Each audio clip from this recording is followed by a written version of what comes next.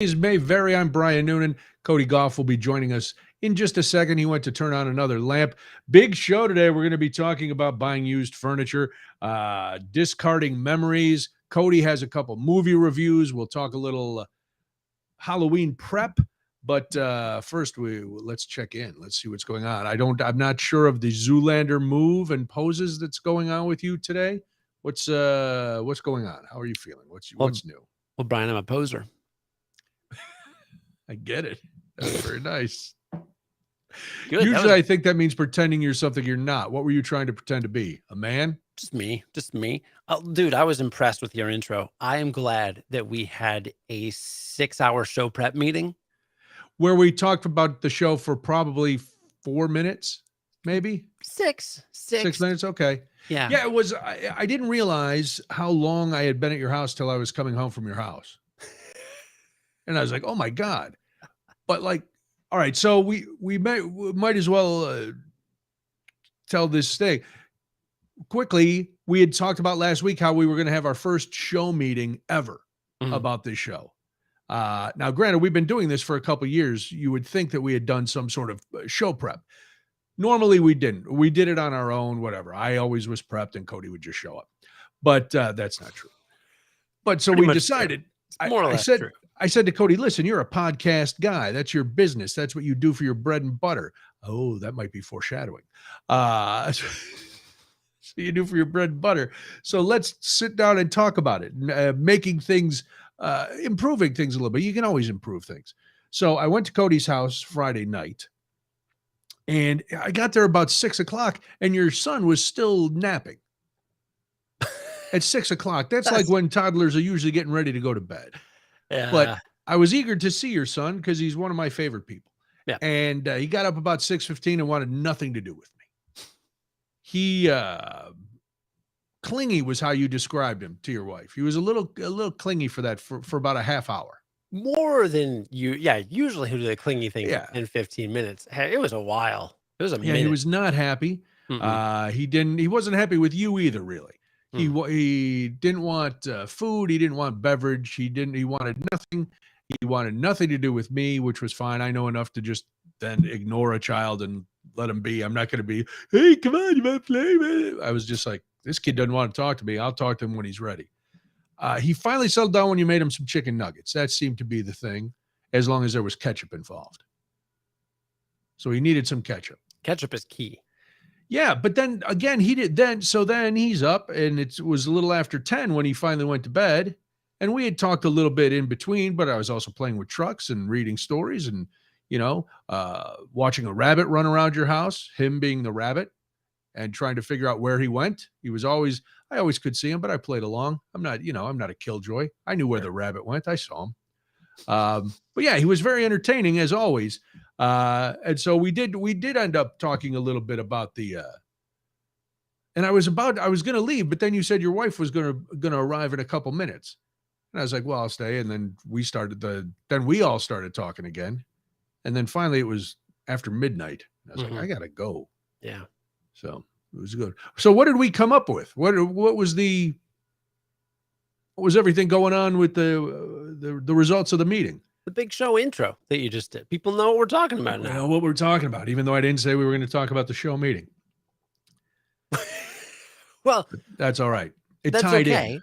You can kind of look. Here's the thing: as long as people know where we're eventually going to get to, these are the big topics. Yeah, you can throw them out, and then we used to do this on the radio show, right? Right. You'd be like, yeah, here's the show. Now let me talk to Roger about whether he's asleep or not right now.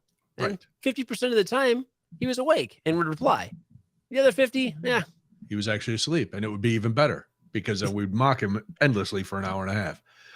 So how are you doing? You said you were a little tired now. You're full. You had a big dinner? Yeah. The one thing that we didn't finalize out of the show meeting is I'd like to crack open a beer on a regular basis on this show. Yes, a drinking segment. Which we've done a million times. But no, I maybe not even just a segment, just a quick shout out. We crack it open and we say, okay, here we go. And maybe that leads to sponsorship down the road, but who knows? Like tonight, I'm drinking a Third Gear bourbon old fashioned. Oh, very nice. Yeah, so good, so good, so good. But my dinner was what's the big What's the big crust of bread? The long, like 2-foot one that's like comes in a bag and then you throw it in the oven. There's all kinds. It could be a sourdough. It could be ciabatta. Like, Could be, some sort of, what do they call them? Oh, brioche. my goodness. Brioche is real soft. Brioche is like a soft bun. Wow. Doesn't Could be matter. some sort of baguette. Was it a baguette? Yeah, some sort of baguette. There's some baguette-esque material and a little I think like a Trader Joe's-esque little thing of brie. Okay. The Wow. cheese. Well, throw I the know what brie in. brie is. I'm not uneducated. I'm I not am. uncultured. Dude, I have no idea. So get the brie, throw it in the oven, pull it out of the oven, Ooh, you stir baked it it up a up. little bit. And then the brie comes with some almonds or some pecans. Oh, my. And then you dump a whole packet of honey in it. Yeah, man. Dude, like so I'm full of honey and cheese and bread. Oh, my God. That sounds delicious. Did you drink wine with it? No, How could you not? because my wife's pregnant. Well, she can watch, can't she? She You could. one of those guys? You one of those guys who is considerate of your wife's feelings? Never. But Oh, my I goodness. don't think that we had any wine because she's in charge of buying wine, which she's not doing Oh. because she's pregnant. Ugh. And I didn't ask for it. There's always at least a case of wine in this house. Always. That's a lot of wine. Man, You know not what? really. Actually, that's a lie. We bought a case, we bought like 12 wines last I was time. going to say you bought wine when you were at our house. We actually do have a ton of wine in the basement. I just didn't think of it. But dude, I am so full and my blood sugar's high. So I just this thought of anything other than water right now is just disgusting to me. So that's my excuse. Can I sidebar on the brie? Because I was never a brie guy. I don't like soft cheese, to be honest. But we were doing, I think it might have been when you guys all came over. We were doing a little charcuterie board. And I Yes. put some brie on there.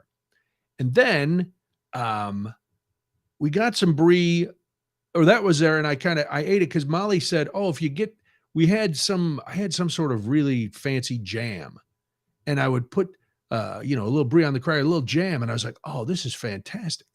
And then over the summer, Molly went to Buc-ee's, that big convenience store, and she got this jalapeno blueberry jam.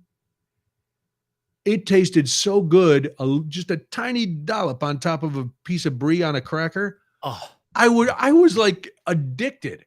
I'd sit there for lunch and eat like half a thing of brie and all this jelly, this jalapeno blueberry jam. It was so delicious. That's all I'll say about that. I want that. I got to get it too. I got to get to a Buc-ee's, get me some of this jalapeno jam. They probably have it at Trader Joe's. Yeah. Speaking of carbs, you know what I think I'm gonna do? What are you gonna do? I'm gonna take my pants off. All right. That is a first.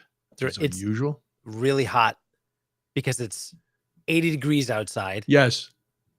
For some reason, it was literally 80. I went to a little. So beautiful this weekend. What Oh are you, my nuts? Are you calling me nuts? I said, are you nuts?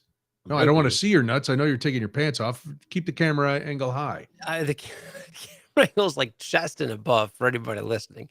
So there's very little danger. But no, I'm literally very little nut action. Well, Cody likes to go balls to the wall for the literally during the podcast. Oh man. Once my son in the next room finishes falling asleep, I'm gonna go loud and proud with my little helicopter spin I got going on. You're gonna drop that tea bag, kerplunk. You're gonna have click clacks, click, click, click, click. Remember those, the balls on the string that would click clack and then they shattered, and so people sued and they took them off the market? No, I know truck nuts. Oh, truck nuts are wonderful. Are they? What's wonderful about them? Just the fact that there's guys who are so completely oblivious to civilized society that they will hang bronze testicles off their Chevy trucks. I think it's just, I love it. It takes ugly America to a whole new level. It takes complete lack of self-awareness. You go to pick up your kid at, grade school, got nuts on your car. Drive up to church on Sunday, big set of balls for Jesus. Going out on a first date, the girls don't even have to wonder what your nuts look like. They just see the back of your car and they go, oh man, they're really heavy. And yeah, that's why I love it. This was not on the tease either. This wasn't on the lead in. See, and for the listeners who are concerned that we might put too much structure into the show, no, see, Yeah, don't worry about it. we planned. We said, here's the main things we're gonna hit, and then we talked about brie and truck nuts. Brie and truck nuts. So we're still. They are a great country duo, by the way. Brie and truck nuts. Yep, they just got into the Grand Ole Opry. Brie's hot. Brie is very hot. Truck nuts I could do without, but he plays a wicked mandolin, so I'm down. Nice. Yeah. Well, we checked in with me and my brie. What's your in my pants removal process? Yeah, this is going to be exciting when you drop trow. What's your status? Is your current mood? What's your current mood, as they would say on MySpace? My current mood on MySpace is glittery. A lot of links, a lot of coding on MySpace. No, I'm just somebody said, "Oh, you got to stop. Can't always be talking about your health maladies." I actually don't have any maladies today. I'm just I taught today. I was at school today, so I'm a little bushwhacked because 800 first graders told me how tall I was. You did take your pants off. I told you I was going to take my pants off. I know you told me you were going to take your pants off, but I don't know. People might not have believed it. I didn't believe it. I'm not going commando. Like I'm wearing what you wear underneath. I wear long underwear that's red, and it actually covers my entire upper body as well. Are you Mormon? Mm-hmm. Do you have one of those magic undergarments that the Mormons have? Mm-hmm. Okay, well that's very nice. Close my blinds, considering all the kids in the neighborhood. That might be a good idea. How many kids are peeping in your window at 8:47 on a school night? Dude, I don't know. All right, maybe it's those squirrels. You got some bold squirrels on your porch. But back to answer your question, my mood is fine. I'm in a fine mood. Got home, did some business, and then Debbie and Molly were out, and so Walter and the other dogs were here. I'm never happy unless I have a menagerie of hounds in the house, and that's that. So I was looking forward to this and trying to figure out things. But yeah, that's it. Nice. Yeah, so everything's good. I'm dealing with a new, and I put the new in air quotes, dining room table. This is our first topic on the schedule. That's why I thought I seamlessly went right into it, and then you abruptly called attention to it. It's better when I call attention to it, Brian. It is much more awkward, and that's why we're here. That's been the case since I started producing. You know what you need? You need a buzzer or a bell. So when we actually start a topic that we advertised, you ring the bell. I literally have Spike Odell's bell. I know you do. And I actually have a buzzer that I used for an event last week. So I could hold on. I'm just going to roll back here. All right. See, I know where Spike's bell is, and it's in my kitchen. I'm 90% sure. So I will bring Spike's bell next time, but this time we'll use Brian's buzzer. Next time I'm bringing the Spike O bell. That's a buzzer right there. That's amazing. And it lights up. The X lights up on the front for if you were playing a game. All right, so now we have actually started. We've actually started a segment that was advertised. 18 minutes in. Much like the table that is now in our house. Nice transition, Brian. Thank you, Cody. All right, here's the thing. One, I don't mind spending money on fun stuff. But when it comes to anything big, whether it's the house, a car, furniture, I get very antsy. And I always feel like I'm being rushed.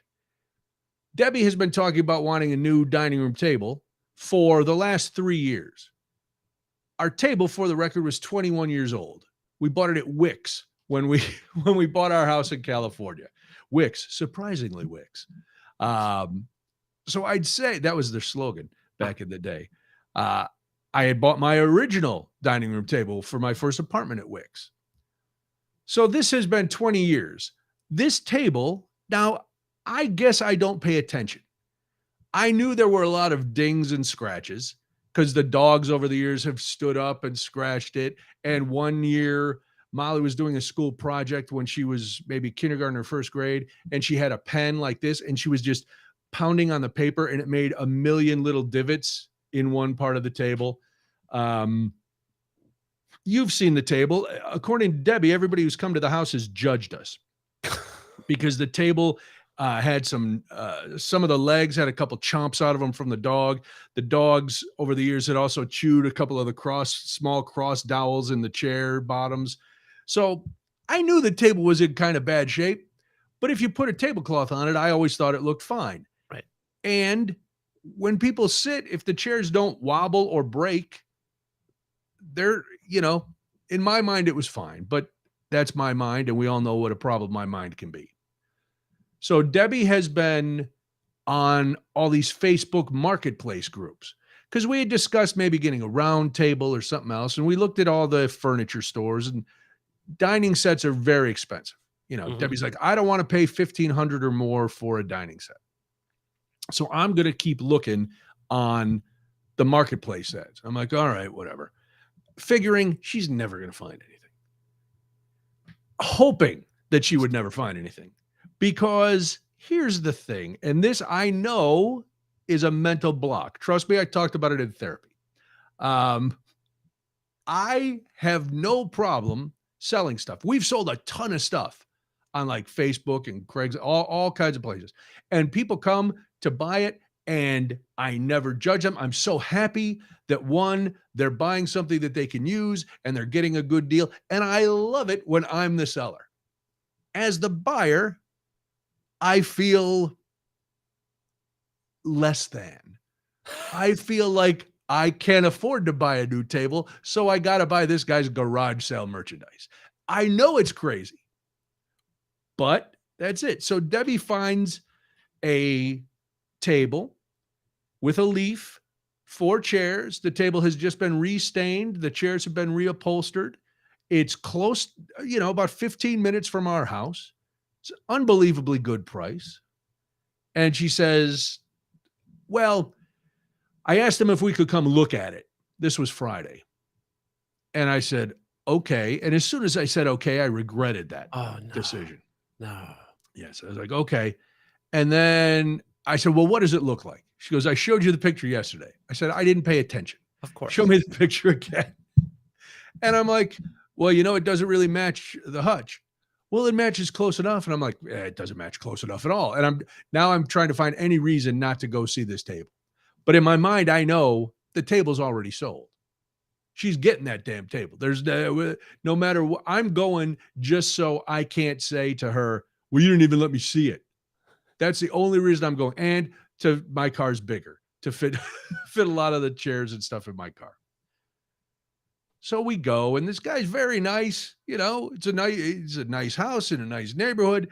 It'd be like if somebody came to our house to buy something. You go, oh, these people aren't derelicts. They're just selling something. Maybe they got a new table and they're selling this old one, but they put work into it to make it look nice. And he was honest. He said it's a few years old. There's a few little things. And I looked at it, and you can't, you got to be. I was looking for any sign to not buy it, and I couldn't find any. Really? None? No sign. No, I mean, there were a couple little dings, but nothing out of the ordinary. They had done a nice job reupholstering the chairs. They had done a nice job reupholstering, staining the table and stuff. And I'm like, oh boy.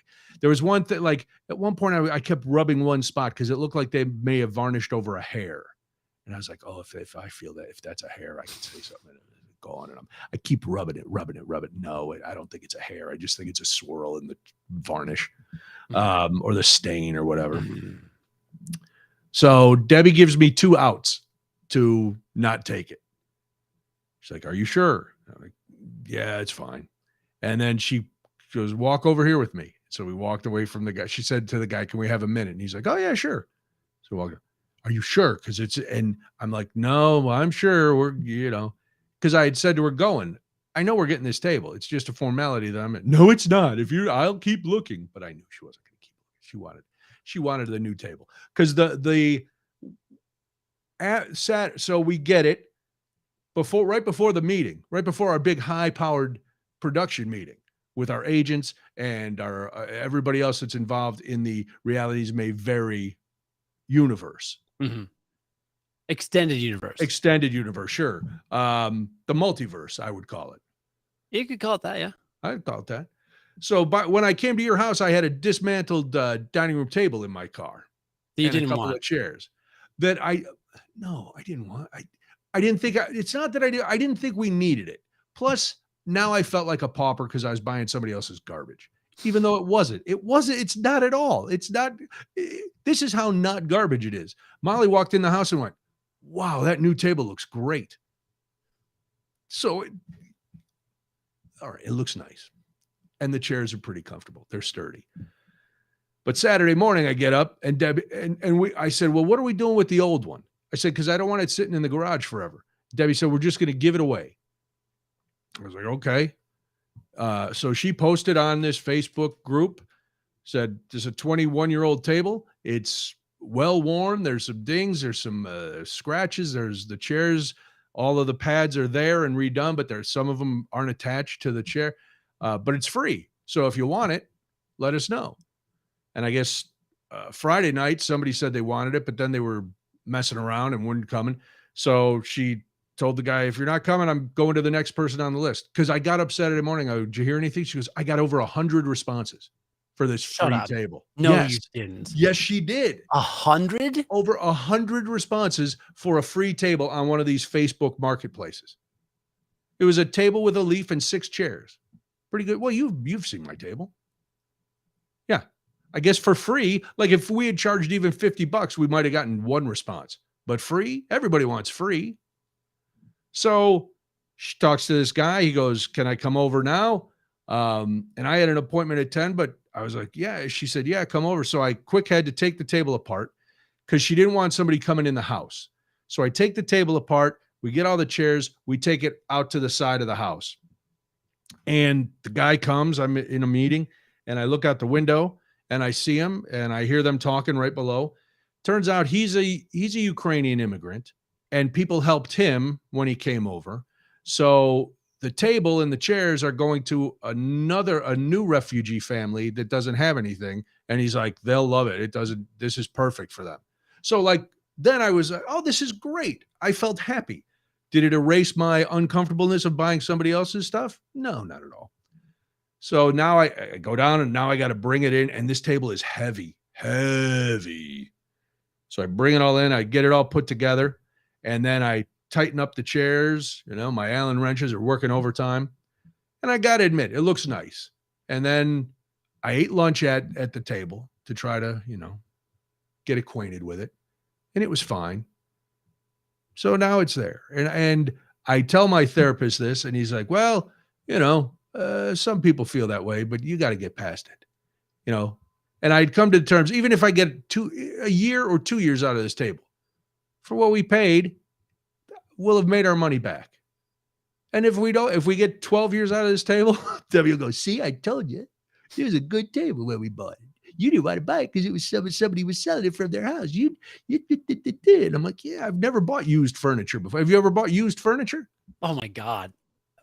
Almost exclusively. Really? Almost exclusively.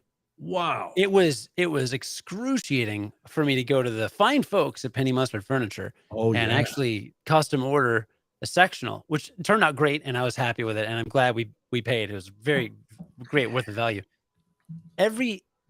First of all, every piece of furniture I had in every apartment I lived in was a hand-me-down. I'm pretty sure. I had a lot of hand-me-downs, but it was from like my grandparents' house or my aunt's, people that I knew. Yeah, no. I didn't go over to a stranger's house and go, "Here's cash. Can I have your old table?" Oh, no, dude. We needed a corner entertainment stand for our TV in my apartment. Yes. Drove out to the suburbs, bought this nice, big, heavy wooden entertainment stand. It was $100. It's the one under my TV now. Okay. That was $100. Still there. Yeah. The China cabinet and the Laker cabinet downstairs, both hand-me-downs. The leather couch in the corner, hand-me-down from my parents. The only things downstairs that are new are one of the rugs. We have 3 rugs. One is a new rug that my parents gifted us for Christmas, so it doesn't even count. And the couch and the kitchen table, which we hate. It is the worst thing it's the worst piece of furniture in our house because we ordered it from Wayfair and it was the wrong color. It's like orange. Oh, okay. So we hated it. It was we put it together and all that crap, so you couldn't really easily return it. And then we Oh. realized our kid is going to maul this table. So it's destroyed no matter what. So I'd rather have it be some crappy table that's the wrong color that he obliterates than Right. have it be a decent table. See, Upstairs, I looked at Wayfair and then I realized I had told Debbie I wasn't buying any table that I couldn't actually see. So that defeated any online shopping. yeah. No, Like, oh. we have a bookcase downstairs that we found in an alley that we just brought back up to our apartment in Chicago. In my office, I've got a dresser that I picked up for free while I had COVID. My wife was shopping around for furniture. I said I wanted a chest of drawers for my office, and she found this guy was giving away a chest of drawers in a dresser, and I just pulled up. He was on the curb. I was like, "Don't come near me. I have COVID. Can I take this big piece of furniture?" He goes, "Sure." So that happened. There's a little VCR cabinet in my office that I've had since I was 0. There's a bookcase here that was my wife's like grandfather's. The chair I took from the old curiosity.com office when they moved out of the office. The rug I bought on Craigslist. The only new piece of furniture in my office is the desk that I got on Amazon for $150, which I'm replacing with a desk I'm building that I'm working on. Look at you, little yeah. house on the prairie. My son's room, he has my old desk is in there that I grew up with and had in my apartment for my entire life. The nursery has the dresser that I grew up with and had in my bedroom for my entire life through all of college and all of Chicago. And we put the changing table on there. The cedar chest in the nursery, my wife found on the curb 3 blocks away from here. That was free. The only new thing in the nursery, the only new thing in my son's room is the bunk bed. And the only new thing in the nursery is the crib. And then in the library, she custom ordered the bookshelves, but the cabinet in there, the previous owners of this house left. The giant metal desk in there we got for free from the law office that we used to live above when we were in an apartment. And the 2 nightstands in our bedroom were left by the previous owners. So literally 5 pieces of furniture in our entire house. And there's a chaise lounge she bought. So 6 pieces of furniture are new that we actually bought and paid for new. Everything else is a hand-me-down, or we found it, or we got it for free or paid for it on Craigslist. Wow. Every other item, the entire house. All right. Yeah. That's crazy. The outdoor furniture, the glider and the chair outside were my great-grandmother's. Okay. The 2 Churna bags I have, my parents gave me. I mean, dude, I just went down the list. Sorry, that was really excessively detailed. Wow, we're getting a lot of YouTube comments about private dating chat. Yeah, this is that's pretty cool. Block this user. Yeah. This is not our usual thing. All right. Well, I should say, in fairness, all the furniture here that you see behind me, all my office furniture was left by the owner when we moved into our house in Frankfurt. They had a big office kind of library. So we took it all. I woke up my son. Oh no. Is he going to come in and party? No, I have to go put him back in bed because my wife is teaching yoga. Oh no. All right. Go ahead. Hurry back. Or don't hurry. Take your time. I don't know. So yeah, all my office furniture was left by the previous owner of our house when we moved back from California. We had it all at our last house, but then coming here, we sold a few of the bookshelves. So, but all right, I guess this is all used furniture, but it was left, and I technically bought it with the house. So that was kind of fun. And then, but for years I had hand-me-down furniture.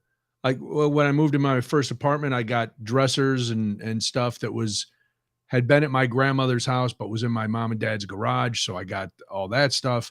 And then for years, like we bought Molly when she was a baby, we got all that stuff was new, but our bedroom set was just leftover furniture.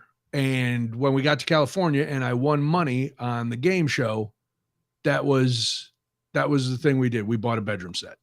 So I took the money, I took some of the money that I won on greed, and I finally bought us a bedroom set. Because that was, to me, being an adult, was being able to buy a regular bedroom set. So I did that, and it's still the bedroom set we use. It'll be the bedroom set that's here when we die. I don't foresee getting a new bedroom set, you know. Oh, I did lie. We did order not a bedroom set, but the two dressers in our bedroom, mine and hers. We did buy new, Okay. and I do like them. They are not my favorite. Like I don't think like I would like to upgrade at some point, but they're fine. All right. They do the trick. Well, so that was it. That was the thing. I was putting judgment on myself that didn't really need to be put there because there's no shame in the furniture game. It's Mike had said hopefully it was not a used mattress. I would never buy a used mattress. I would never pick up a mattress in the alley. No, a mattress is that's sacrosanct. You get a new mattress. You don't mess around with the mattress. Now we did buy when we moved back because I'm trying to remember. Molly had in California because our rooms were not real big. We had a loft bed in Molly's room that had a desk and stuff underneath it. When we moved back, she didn't want that, so we had sold that. And we bought her some Pottery Barn teen furniture. It was all white. She wanted a canopy bed. She was a little girl at that point, 3rd grade. Oh, the white canopy bed, the whole nine.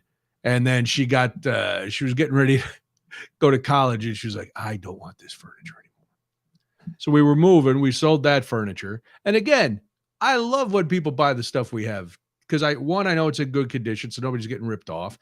2, I'm happy somebody can use it. And 3, I'm like, oh, I got a fraction of my money back. I might have spent, I don't know, let's say $1,000 on all this furniture stuff. I got $300 back. I'm happy because I got $300 and I got 8 years out of this stuff. But then we had to get some furniture for her room, and I ended up buying solder stuff that you put together. So I put together the dresser, the nightstands, the bed, the chest of drawers, the whole nine. And it was fine. Mirror, everything. But so that's it. That was my big used furniture conundrum. So now I got this table, and Saturday, Debbie's I kept saying, how do you like your new table? Which she loved. She loved it. How do you like your new table? I like it very much. How do you like it? I go, it's fine. And this was another thing that I learned or I picked up in therapy the other day. He said, you should be gracious. You should graciously say that you like the table. I go, but I'm big on begrudgingly. Shouldn't that be better? And he's like, no, graciously is better than begrudgingly. I was like, all right, I'll work on that. That's something I'll put in my to be done list where I'm going to work on things. Huh. So yes, so now we have, it's a beautiful new table. You'll have to come over and sit at it sometime. It's going to be great. And then look for the laminated hair. See if you can find it. So it's going to be like a game. I'm going to wait till somebody goes, is that a laminated hair? And then I'm just going to look at Debbie, laugh, get up, and walk out. Oh, man. I'll walk back in, but just for dramatic effect, I'm just going to walk out. I don't know why I want private dating chat girls all of a sudden. Why not? I don't know. But Past they were 36 not fun. Yeah, blocked. Not going to happen anymore. All right. So let's go. Let's hear some movie reviews. I want to hear some movie reviews. You said you had movie reviews. That's right. That's another topic that we said we were going to cover. No. Well, listen. I don't know why. I'm doing the ASMR voice. ASMR. I don't get the ASMR movement. It doesn't matter. My son is still falling asleep. What is up with this kid? I planned it. I planned this, Brian. I said topic 1 was the Oh, right. Am I supposed to do getting rid of the memories now? You're supposed to do getting rid of the memories because then when I get to the movie review part, I can scream about Roman Polanski movies. Okay. All right. See? Well, because my wife will be home. I had to throw away some memories yesterday. Why? Could this become the most annoying part of the news structure podcast? It could. Buzzer. It could. So, you know the saga of my mom's house and how we have been doing all this stuff, over the last 2 years at my mom's house. She has a 2.5 car garage that barely fits her old Ford Escape. She had to pull in last winter so carefully she would pull in till she hit something. She had to be so far over that a passenger door could not even open. And she had stuff piled up on the driver's side, so she could only open the driver's door halfway. Now you may say, why would somebody do that? I don't know. You think I have mental issues? Hang on. Anyway, so we had decided, I told you a while ago, we cleaned out the shed and we were going to move all the Christmas stuff into the shed. We put the shelves up. So that was what was going to start yesterday. So we get to her house and she's like, she always has another ancillary thing to work on, which is fine. But yesterday it was like, I can't get my printer to print. So will one of you look at that? And then she doesn't have a front door. Did I tell you this? No front door. Her house is boarded up like a crime scene. Yeah. The story I got was well after the fact. She fell in the laundry room. And she scooted on her butt over to the stairs, but then she couldn't get up the stairs. So thankfully, last summer, we went through this whole thing, and she has one of those, it's a Bay Alert medical. So she presses the little button, and they call the house, and the big speakers come out. First of all, I'm really happy. This system works great because she pressed the button, and they were like, what's going on? And she said, she basically, like that old commercial, I've fallen and I can't get up. Mm-hmm. And they're like, do you need the fire department paramedics? She goes, yes, I need somebody to get me. But my doors are locked. Now, last year when we signed up for this service, they offer a lockbox that you put a key in, and they're the only ones with the code. The only way the fire department or the police department gets the code is if you sound the alarm and they call them. She didn't want that because it would look like the house was for sale. I said, well, you have a back door. You could put it there. I don't want it on the back door. Okay, then let's get it for I don't want it on the front door. Okay. So suffice it to say, the paramedics and fire department showed up at her house. The doors were locked. They kicked in the front door. Boom. Straight off. Bam. She was fine, thank goodness. They just had to help her up. Once they helped her up, they helped her walk upstairs, and she sat in her chair in the living room, and they were like, do you want to go to the hospital? She said, no, I'm fine. Because her lady friends were coming over to play mahjong. So she couldn't go to the hospital, even if she needed to. Now, I don't know if she really needed to, but that's neither here nor there. Mm-hmm. So now there was no door. And I'm getting all this like 3 days later. So the fire department, the guy said, oh, I'll call so-and-so with the board up company and they'll come over and they'll board your door up. And then she had to call somebody to come and measure for a door. So yesterday I go, when is this door coming? Oh, they told me 8 to 13 weeks. 8 to 13 weeks? She's like, yeah, that's how long it takes to get a door. I go, I don't think it takes that long to get a door. I think I could go to Home Depot and get you a door in a half an hour. No, this is an odd sized door. There's no way it's an odd sized door. You bought this house when it was built from the contractor who built them. All the doors are the same size. Well, that's not what they told me. I go, well, I think you might have gotten ripped off. So anyway, when we were last there, she was like, she was going to get, after the door had been kicked in, she was going to get one of my brothers in their infinite wisdom had told her, because she has an alarm system too. And they're like, oh, well, the alarm company makes these touchpad locks and you just punch in your code and the door locks. And I'm like, oh, that is the worst idea ever. And none of them wanted to hear that. I'm like, she's having trouble with her phone. And this is not to diss my ma. She's 85. I'm like, I don't think she needs any more technology in her life. Mm-hmm. I think the lockbox that once it's secured to the door, she never has to worry about again. I think that's probably the easiest thing. Well, I don't know. No. And so I went out and thank God for Debbie for a lot of reasons. One of them is when my blood pressure gets too high and I'm about to explode, I can leave and Debbie can talk to my mom because my mom will listen to Debbie. She doesn't want to listen to me. Her first response to every idea I have is no. Mm-hmm. Then a week later, I get the call. I was thinking about what you said, and it's right. I was like, yeah, duh, of course. So Anyway, so the box had come. I ordered her the lock box. It came. So she was, we're doing all this work out in the garage. We're pulling out all this Christmas stuff. We're pulling out all this other stuff. And thank God she was in the house for most of it. Because a lot of it was just, we either donated it or we put it in the garbage. And there was this furniture out there that we thought we were going to be able to sell, but it had been in the garage so long it was all mildewed and warped. And so I was just throwing this out, and all I wanted her to do was come out for the Christmas stuff. Because, well, part of the Christmas stuff. There's a wall, the whole back of this garage. My dad and my uncle years and years and years ago built cabinets to store all their stuff. So there's a whole wall of a 2.5 car garage with shelves about 3.5 feet deep that's Christmas stuff. Oh, God. Not counting all the Christmas stuff I had already pulled out of the garage. Oh, no. This is stuff you couldn't get to for the last 20 years because there was so much garbage in the garage. I go to open one of the cabinets just to see how much is in there. And Molly's like, oh my God, it stinks in there. All the shelves are mildewy, all this stuff. So I close the cabinet and I say, we're not worrying about these cabinets today. We just want to get it so she can get the car in.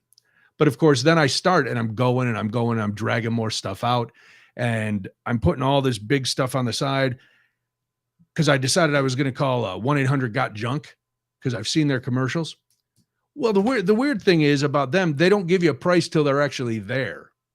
So like they come to your house to pick up all this stuff and I don't know what they're going to tell us, but we just keep making this giant, half the garage is now stuff that's going to 1-800-GOT-JUNK.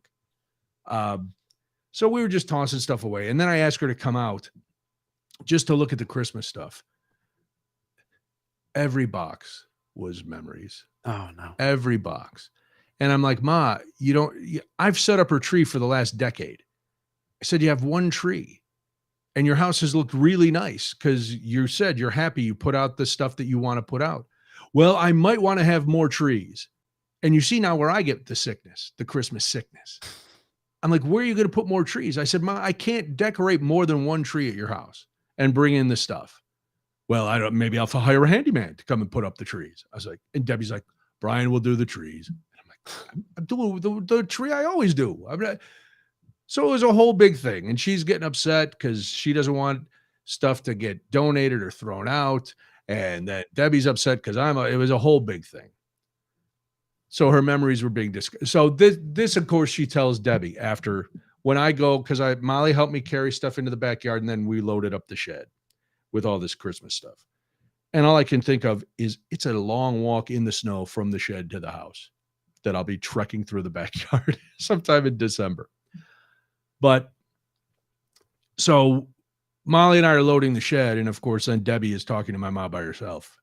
And we get in the car and she goes, your mom is just sad because everything in those cabinets represents memories of either your dad or you guys and da-da-da. And now to hear that it's ruined and it probably has to go because it's moldy and mildewy. She's just very upset about that. I was like, okay, I get it. That's fine. Whatever. It's going to be there. I did say to her, once because Saturday they're coming from 1-800-GOT-JUNK. So that'll be a story for next week when I deal with the junk men. But the garage will be cleaned out. She will have basically at least 2.25 of the 2.5 car garage to park her one car. And I said, Ma, I've cleaned out this garage 3 times, which I have. I've cleaned out that garage more than I've cleaned out my own garage and all my garages combined.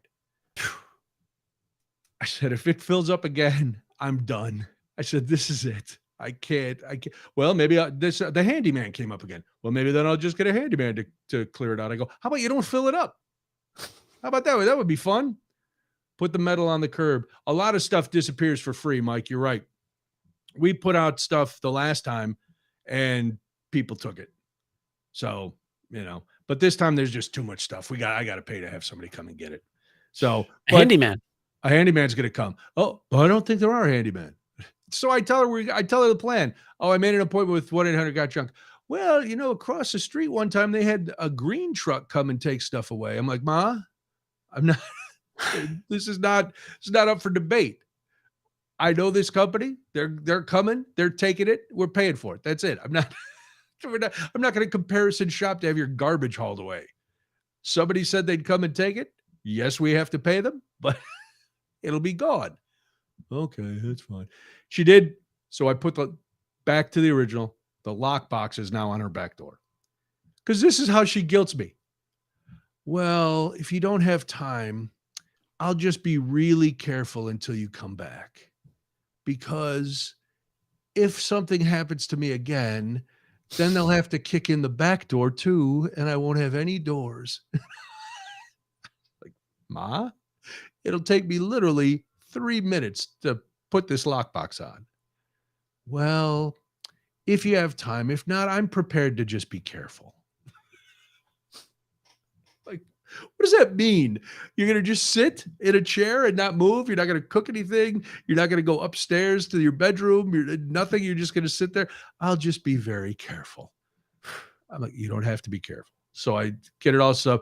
Then she's like, well, how will they know? I said, I'll go on the website and, I'll sign into your account and I'll put that the lockbox is located on the back door. Oh, you can do that? I go, yeah, because that's what I did with all the other stuff. Oh, okay. So now she's got her lockbox. I hope she's still being careful. I hope she doesn't, all of a sudden she's going to get this feeling, well, I got a lockbox on. I can do whatever I want because they'll be able to get in without breaking down my door. She's doing somersaults and sliding down the banister, coming in like Tom Cruise with her socks sliding across the living room to Bob Seger. I don't know what the hell she's going to do now that she feels she doesn't have to be careful anymore.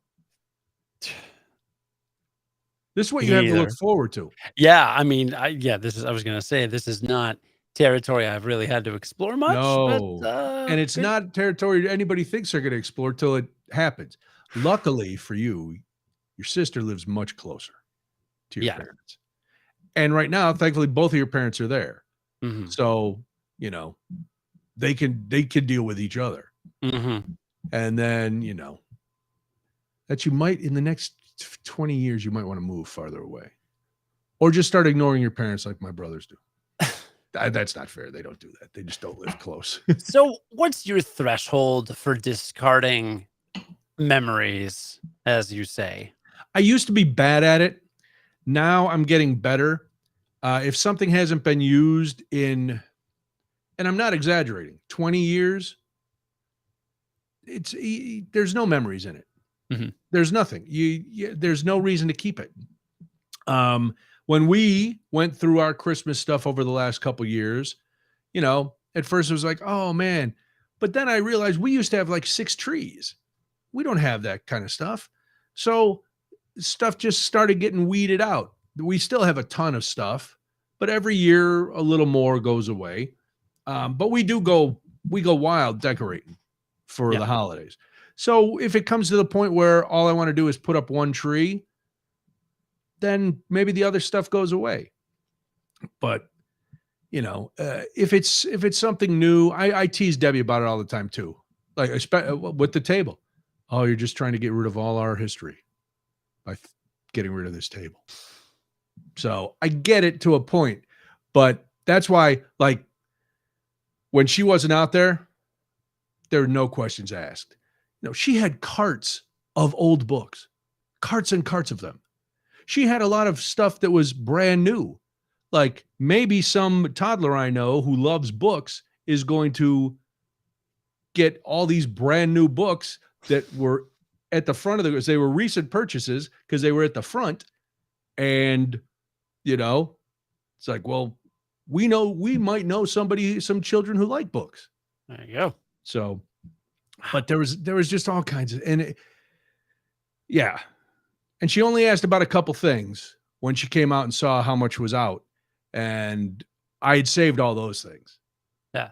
I was like, oh, those are in the back. Cause there's a pile in the back of stuff that you and I will go through, but, it's nuts. I have gotten better about getting rid of stuff. Is that a douche canoe? But it's not a douche canoe, Sandy, behind my left shoulder, but it is a canoe. Good eye. It is a bronze sculpture of I say a dad bear, and two cubs paddling this canoe, and it's by this artist. Cody, you've been to my house. You've seen the bear sculptures by my fireplace Mhm. and the painting over the fireplace, Mhm. all done by the same artist. And he had Oh. moved now into sculptures. And so Debbie and Molly a few Christmases ago gave me that, and it usually sits on the mantle right under a picture based on that this sculpture is based on. But now Halloween stuff is on the mantle. So Mm. I brought it up here to the office. And now I guess people are seeing it in the background. It's very lovely. It's Wow. beautiful. So Good eye. yeah, so it is. Yeah, good eye, Sandy. Wow. People being very, very observant. Yeah. Thankfully, I don't have our nudes hanging back there. Yeah. Our I for discarding memories. Are you a hoarder or do you get rid of stuff? No. I have one shelf on my bookcase of DVDs. Okay. Now, no one needs DVDs. No, No, I no. have a ton in my basement, but I know we don't need them. See, but I only kept the ones that there's a specific story behind. Well, no, that's not true. I have a few other ones, but the majority, like there's a horror movie that my mom was terrified of in the 70s that's really cheesy that she gave me. And it's like, she's like, oh, I watched with my friends. We'd freak out. It's called Demon Seed. Oh, I've heard of it. Yeah. Yeah, it's silly. I watched it with an accent. But like, I want to keep that because like that's a part of her history.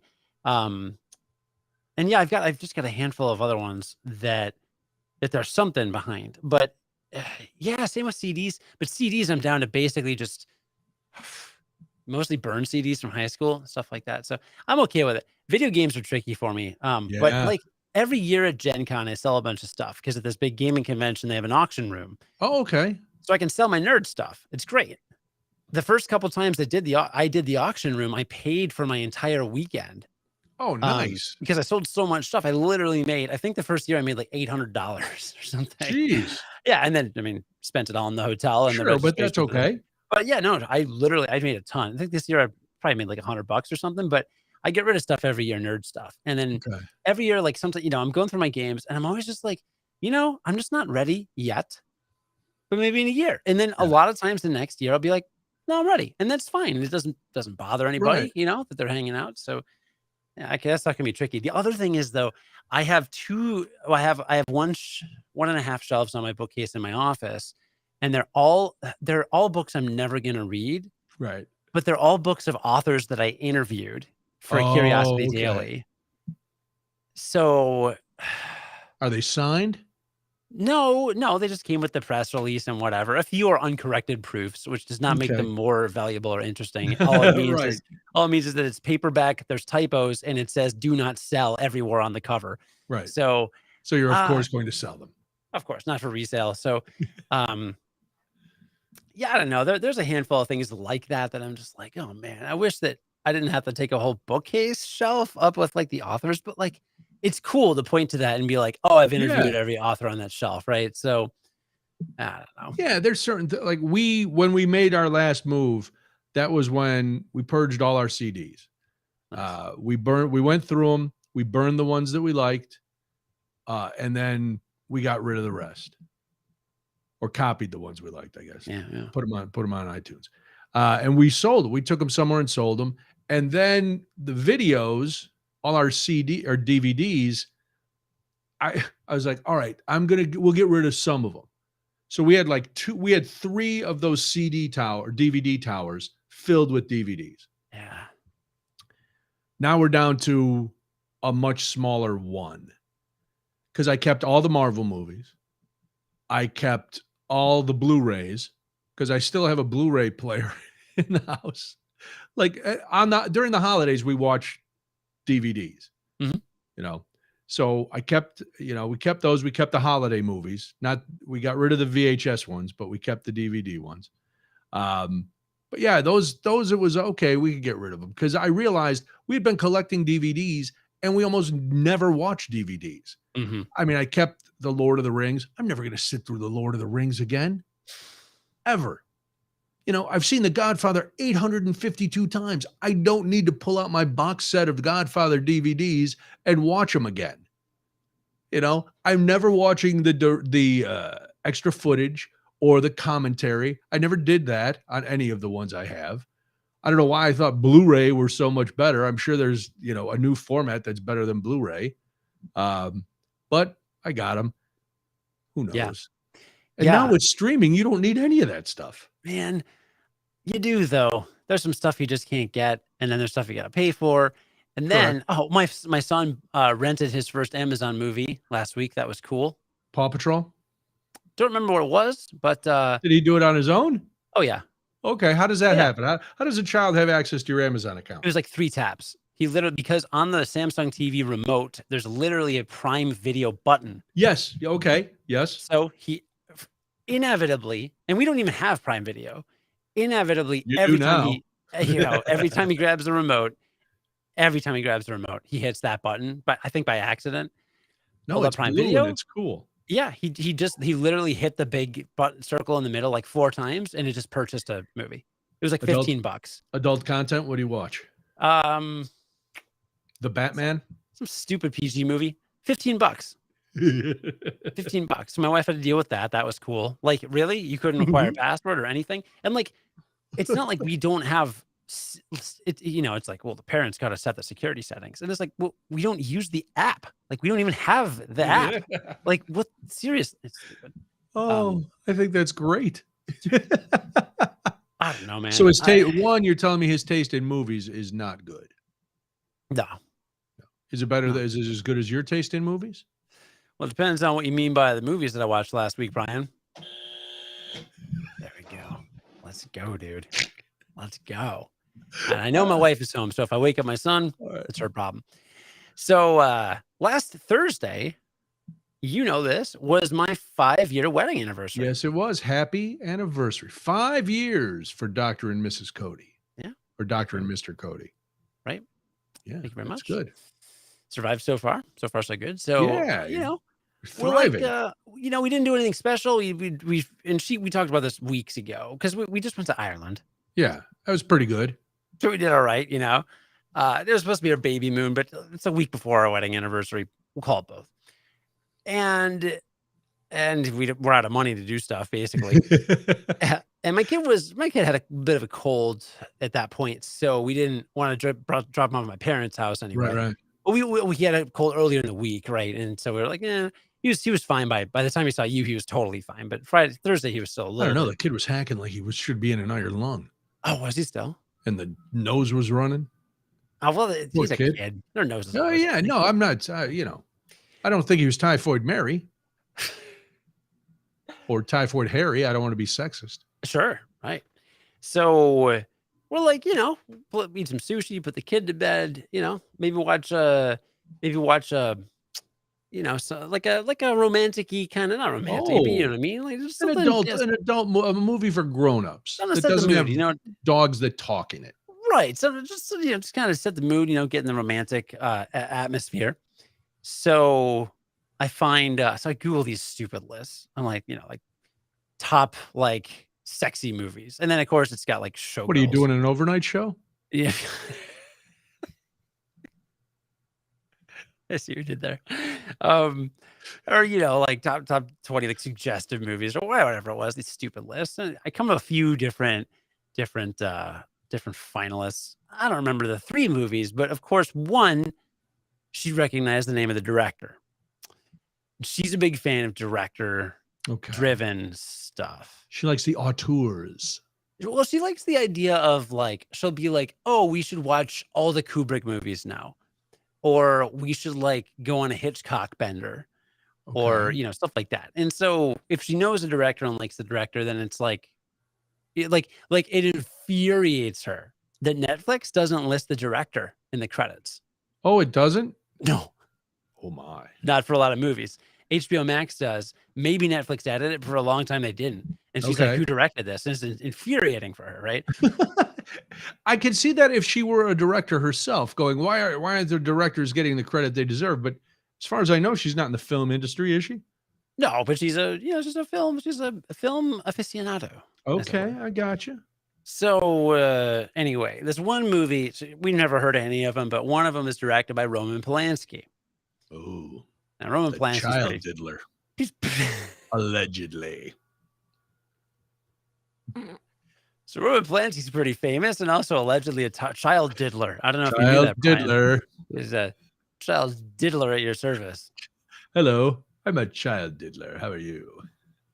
But we'll still watch a Woody Allen movie here or there. He's a child diddler. We can separate the art from the artist. Maybe it was before he diddled those kids. Who knows? Maybe. It was. So sure, you're listening to Michael Jackson and before you watch your child diddler movies. I get it. Right. Name one person in America that's not listening to Thriller this month. Me. I'm sure you've heard Thriller somewhere. No, not this month. I mean, I've heard it, obviously. You will. I was a DJ back in the late 80s. I played Thriller. You got another week. You got another week, Brian. You're a DJ? I'm gonna hide it. Yeah. that was me saying no. All right. So what's this Roman Polanski movie? Chinatown? No. Rosemary's Baby? No, but I will get to Chinatown. Oh, okay. Not physically, but I'll get around to talking about that. Gina has also not listened to Thriller this month. Okay. All right. This is what happens when retail dies. People don't get out. People don't go out and get subjected to the same 3 songs. I think it'd be easier to hear it if you wanted to now because it's streaming everywhere. But if you want, I didn't say anything about wanting to. All right. People are sitting around. You're in Chinatown Saturday. Hey, Mike, there you go. So the movie's called Bitter Moon. Bitter Moon. Yeah. Never heard of it. So it is starring a young Luke Perry. What? Is that right? Hey. Hold on. No, Hugh Grant. I'm sorry. Hugh Grant. That was celebrity names. Yes, Emmanuel Sanger, Peter Coyote, Hugh Grant, Kristen Scott Thomas, and Victor Banerjee. Yeah. So fun fact, the lead femme fatale is played by the real-life Roman Polanski's wife at the time. Really? Yeah, which we didn't know. Wow. All right. So anyway, I give this movie weird out of 4 stars. It's very weird. And so Hugh Grant is just an unassuming gentleman celebrating his 7-year wedding anniversary with his wife. They're on a cruise ship. They're kind of, their marriage isn't super hot and heavy. They go to bed separately, sleep in separate beds, just kind of, cordial relationship. The fire's kind of gone. And he meets this paraplegic, means he's paralyzed from the waist down. Or the neck down. Yeah, it could be anything. Can he use his arms? Yeah. Is he a quadriplegic or a paraplegic? He can't. Paraplegic would just be his legs. Yeah. It's just his legs. All right. So he's a paraplegic. Yes, he's a paraplegic. Correct. So he meets this paraplegic that's insane. The paraplegic is a very bad writer, like a terrible writer. All right. And he has a noir style of speaking.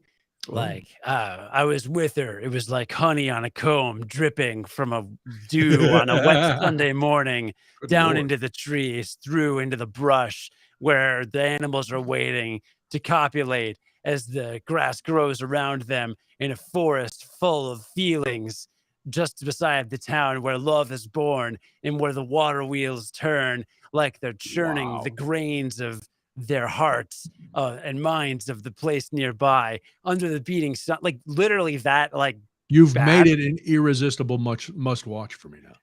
It is. So it's legit. Actually, one of my favorite movies I think I've ever watched with my wife. What?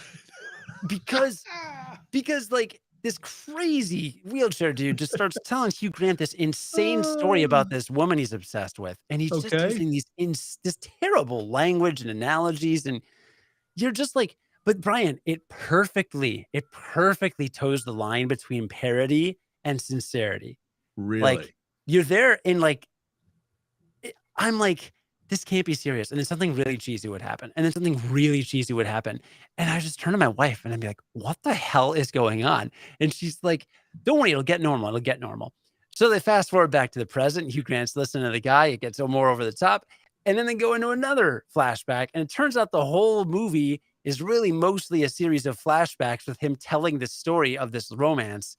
And it gets increasingly more ridiculous. But it never quite crosses the line of like, this is just total cheese. All right. But it walks the balance. So like, anyway, at the end of the movie. May I read you a line from the Washington Post review of this? Yes, please. Bitter Moon is rated R and contains graphic sexual scenes, shock tactics, and really bad lines. Would you concur, or Yep. do you wish to argue that I review? totally concur. Totally concur. Totally concur. Now, So was this one that your son bought for you as an anniversary gift, or did you guys find it somewhere on your own? I found it on our own. It was on HBO Max, actually. Really? HBO Max. All right, we got that. Yeah. I recommend it. It is.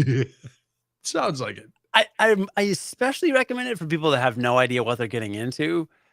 So I don't know if the experience will be quite as intense for you, but like if you're listening to this and you want an interesting movie that will give you something to talk about with somebody that can put up with kind of bad lines and stuff, check out Bitter Moon. All It's right. pretty fantastic. But Nice. the part 2 of this is the next night we're like, let's watch a different movie that maybe is not that, because I was so I like Brian, we got done and I was like, first of all, I am totally not in any kind of romantic mood at all right now. That may not be for several days at this point, Right. but I was so entertained. I loved that. So the next night we're like, let's watch a different Roman Polanski movie and see if we can catch fire twice. All right. So we watched Chinatown. Ooh, it's a good one. Academy Award winner. Have you seen Chinatown? Yes. Did you like it at the time? Did you see when it was new?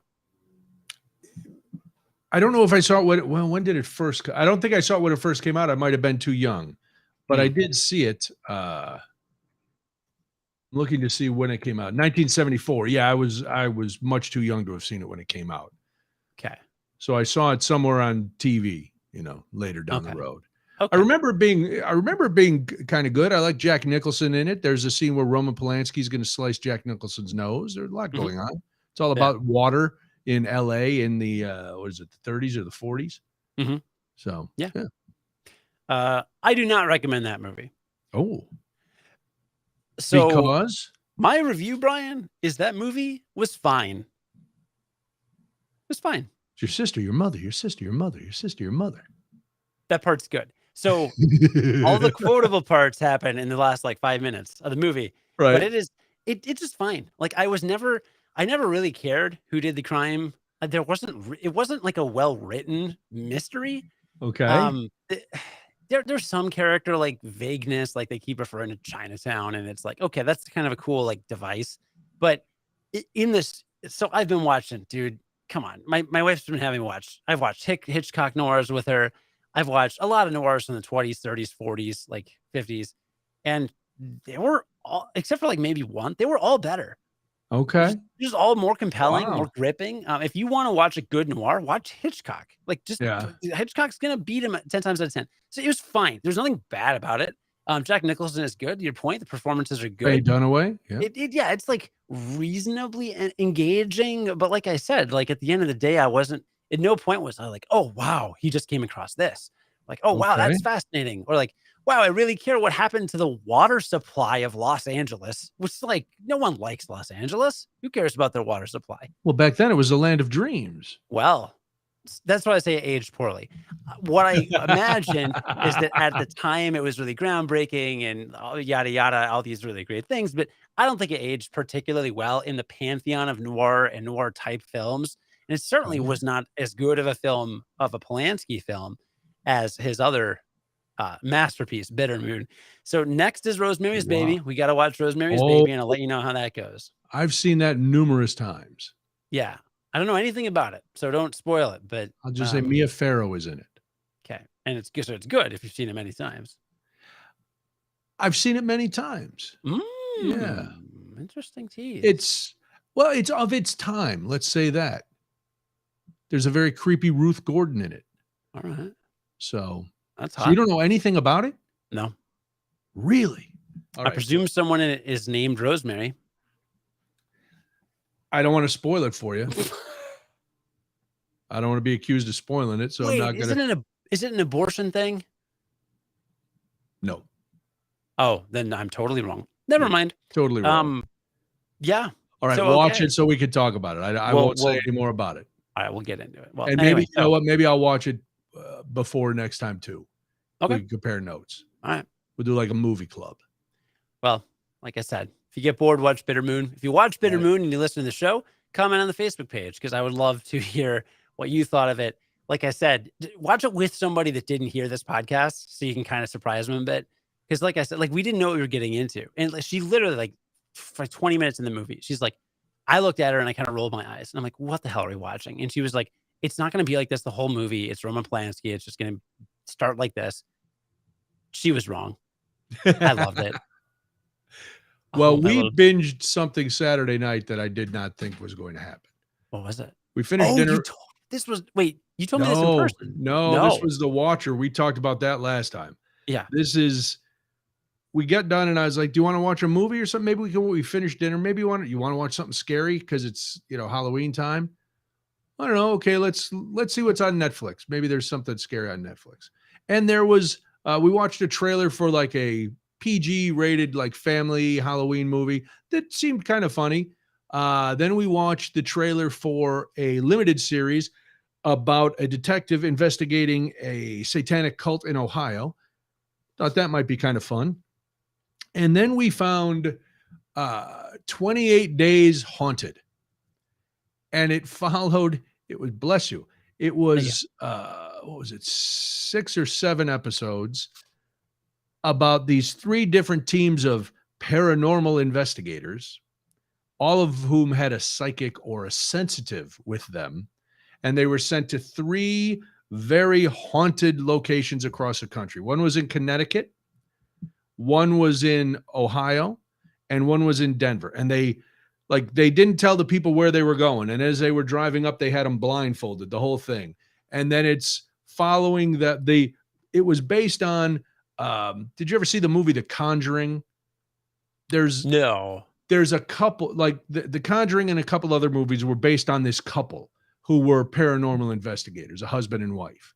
And they have this theory that it takes 28 days to run the cycle with these specters or spirits or presences that you get, the isolation that you feel being locked in for 28 days. It all works, So all of these places had a dark secret.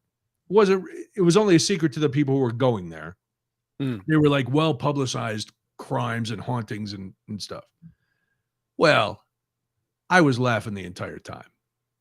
There was the couple that were in Ohio were at a general store, and it was this short Southern woman who was a sensitive. She's she could talk to the spirits and feel the presences and stuff. Oh, yeah. And then the guy who was with her, I thought it said he was a dermatologist. In fact, it said he was a demonologist. So I was way off, because after the first episode, I said to Debbie, I go, why do they have a dermatologist on this thing? And she's like, you idiot, it's demonologist. I was like, oh, okay. But he was this big fat guy with a crew cut. It wasn't me, and he was talking about evil spirits, get out. I will not have you come at me. I will fight you, spirits. I will fight. It was insane. And I kept saying to Debbie, do you believe this stuff? And she's like, yes, I do. I believe that. I can't believe you don't believe it. And I'm like, what? She and Molly believe in ghosts and spirits and all kind of shit. And these people were, dark forces were coming after these people. It was insane.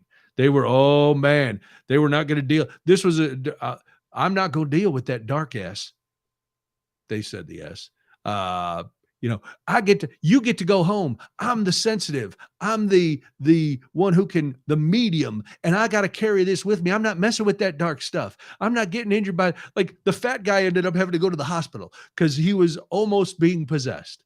That was in one of the episodes. The woman freaked out because the dark presence was coming at her. And, Jethro decided he was going to fight this demon. Jethro? Well, that wasn't really his name, but that's how it's close enough. Good enough. And Jethro was almost then taken over and possessed by this demon. And he had to go to the hospital. Then he came back and he was okay. And he went up for one final conflict with the demon. The other ones in Denver, they uncovered some horrible mystery. And there were a couple times where I was like, oh, that doesn't make sense. Like they'd all be in one room and they'd be talking to the spirits, and there'd be like a loud crash somewhere else in the house. Now, am I a guy who knows a little bit about show business? You bet I am. Do I think that maybe there was a production assistant up in the attic who just threw a chair down the stairs? Who's to say? If I were my wife, I would say no. An evil specter did that. If I'm me, I just found it wildly hilarious. Wow. And every episode was about 35 minutes, so it wasn't a big investment. But it was another one where Debbie was like, I have to see the end. I have to see the end. So I'm sitting there on my phone. I'd look up, I'd laugh. You know, they got the night vision cameras so you can see a ghost. And they've got this thing, you know, all of them had a spirit box, which is how the spirit could talk to them. Oh. And so it'd be all Bob, die, or and then they all repeat it. Die. He said die. Did you hear that? He said die. Oh yeah, okay. They said die. And then they had another box that filled the room and had 4 lights on it. And they would say to the spirit, if you are here, turn on the red light. And of course, then there's a close-up of the box and the red light comes on and everybody's, oh my God, there's a red light. So that might be, that's worth, if you want to laugh this Halloween season, if you're a believer, you probably will find it fascinating. If you are a skeptic or non-believer like myself, you will find it wildly amusing. Don't be misled. There is no skin condition being worked on in Ohio. There is no dermatologist on the show. I, honest to God, thought it said dermatologist. Dude. Honest to God. And what's the, wow. Well, it's 28 Days Haunting on Netflix. I was going to say, what was the director, actually? I don't know. Yeah. Wonder why. Interesting. Just kidding. Doesn't matter. That's really funny. We have not done any Halloween themed viewing. We are not we're not Halloween. We're not horror people. Okay. We saw Get Out, because if we hadn't, you know, that would mean that we're terrible humans. So we did. You'd be racist if you didn't watch it. We'd be racist if we didn't watch it. Okay. So we saw that that was like a year or two ago. It was a while back. Gosh, I don't know. We you know, when we decorate for Christmas, we put on the soundtrack to Charlie Brown Christmas. Because it's amazing. Yes. It's amazing. It's like the best album. We play it all the time. And so when we were decorated for Halloween, which takes like a fraction of the time, we decorated for Halloween, so we put on the Great Pumpkin Charlie Brown soundtrack. So that soundtrack is about 6 45-second tracks of weird ambient, like spooky howling music. Yeah. 4 different arrangements of Linus and Lucy. Oh God. And that's it. That's the whole thing. Really? It's not, it's not anything to write home about. And dude, I am not going to listen to the Nightmare Before Christmas soundtrack ever. No, you don't want a little Jack Skellington? No, not in the background. It's good music in the context of the movie. I'm not going to sit around listening to it. It's stupid. So I'm not going to do that. So, and I'm not going to listen to Thriller on repeat, although everyone else has, except for everyone, because no one's listened to it. It doesn't matter. Gina must have missed it. She says, if you want to see a funny movie, watch Rosemary's Baby. The last scene looks like a scene out of the Andy Griffith Show. Can't wait. Ron Howard does make a cameo on Whistle. Oh, did that spoil it? Sorry. Well, I know we have one topic left, but real quick sidebar.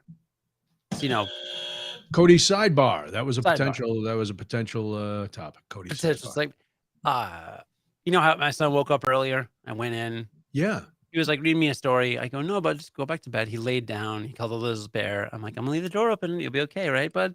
Came in here, didn't hear a peep. Okay. Wife came home. I told my little movie stories.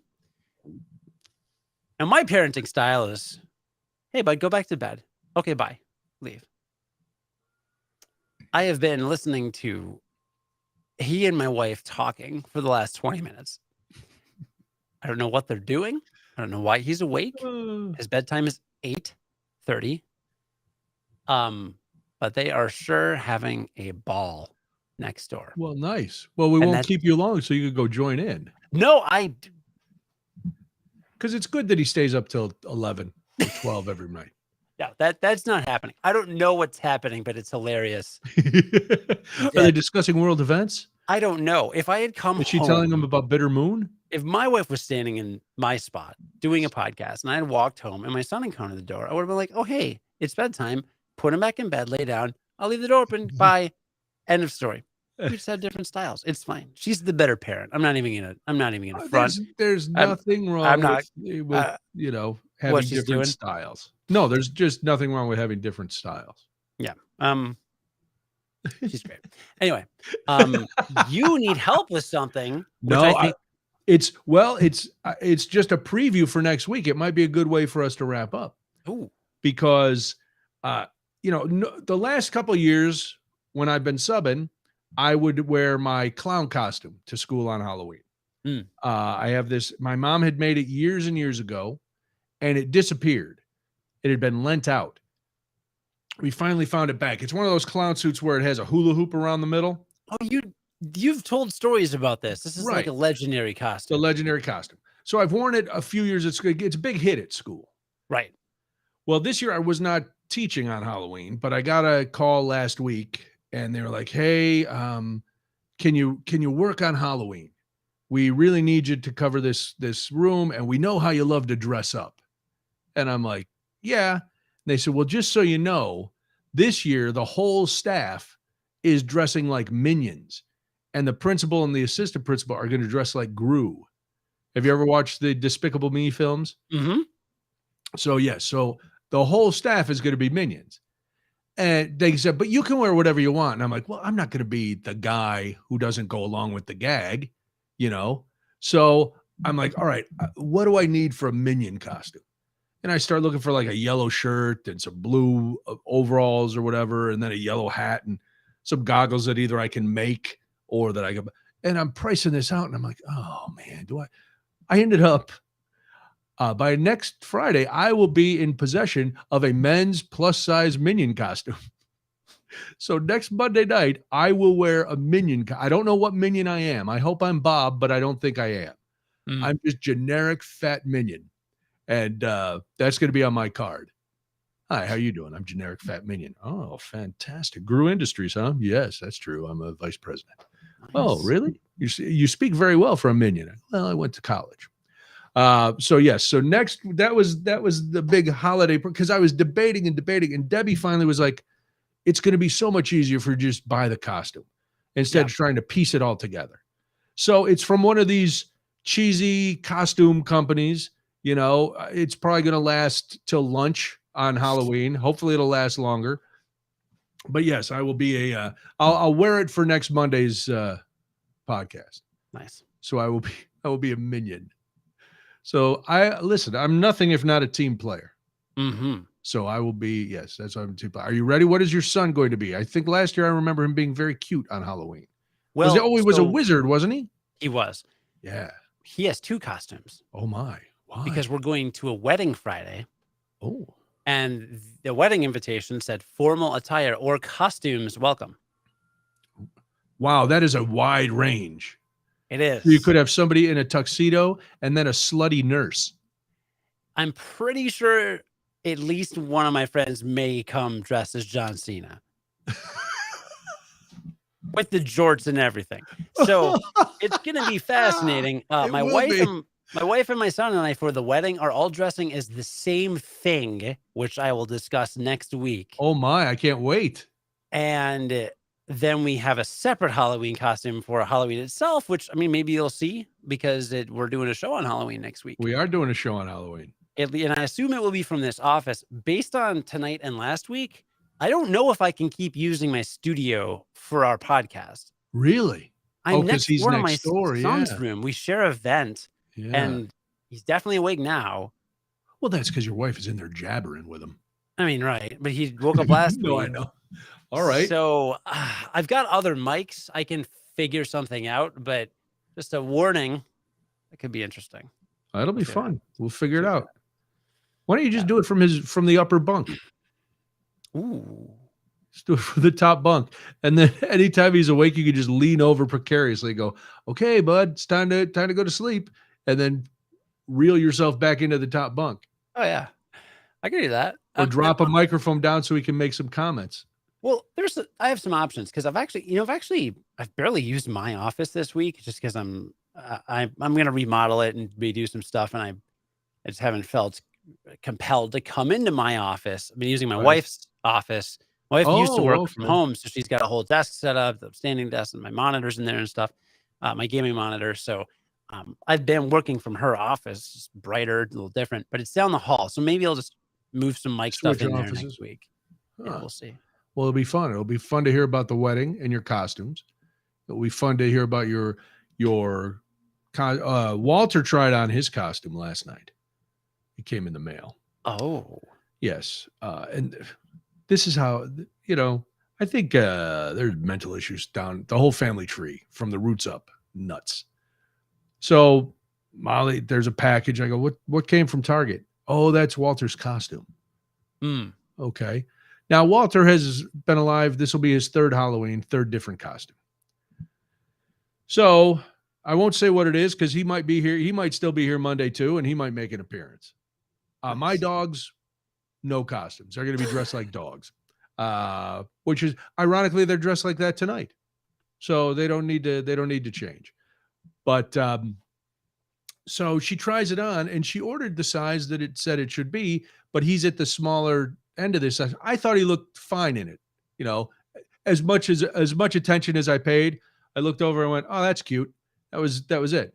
Oh no, it's too big. It might be. What if it's sly?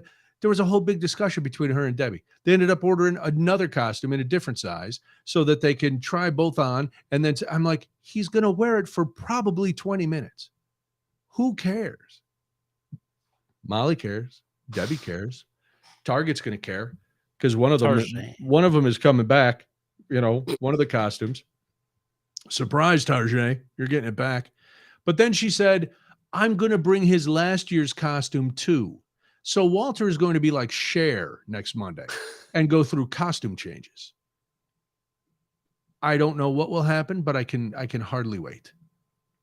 And we're going to be packed next Monday because the candy factory is open. Yeah. Willy Wonka is throwing his doors open. The weather is supposed to be nice. There will be thousands of slack-jawed Chicagoans with big empty bags waiting to get filled up at the Mars Chocolate Factory. No one knows where they are going. The freakiest scene in a children's movie ever. The Willy Wonka boat scene. I'll have to think about that.